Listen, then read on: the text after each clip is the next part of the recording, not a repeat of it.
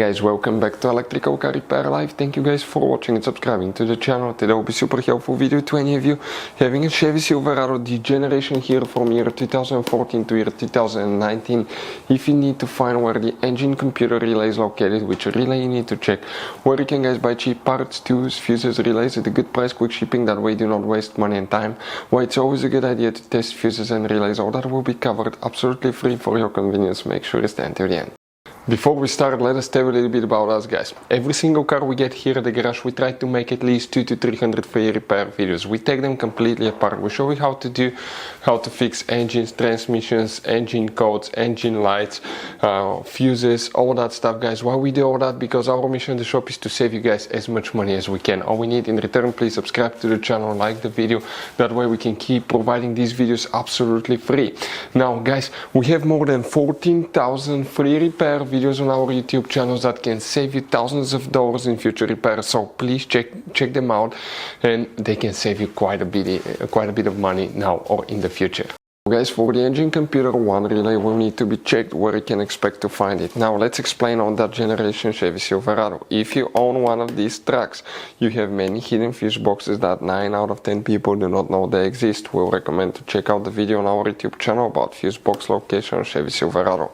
What you guys need to do, open the hood, and once you open the hood, on the driver's side you have a fuse box under that cover. Open it, then you're going to find a fuse box with a layout like this one for 2014 through 16 model, and layout like that for 2017 through 19 model.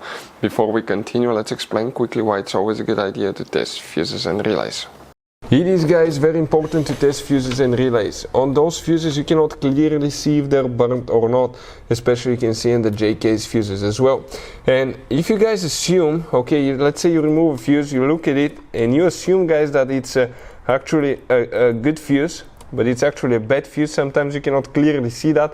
What can easily happen, guys, at that point, you can put the bad fuse in and you start replacing parts and tools that you don't need to, so you lose your time, you lose your money to fix a problem that doesn't exist, when all we had to do is test the fuse and replace it. We'll put a link to a special video that will teach you how to test fuses, how to check relays very easily as well, guys. So check it out, it will be in the description of the video below. Now, guys, quick thing: if you need to buy fuses, relays, parts, tools at a good price, quick shipping, that way you do not waste money and time, guys, we're going to put the links in the description of the video below for your convenience. Please check it out, that way you do not waste money and time. Here, guys, we need to practically check only one relay for the engine computer.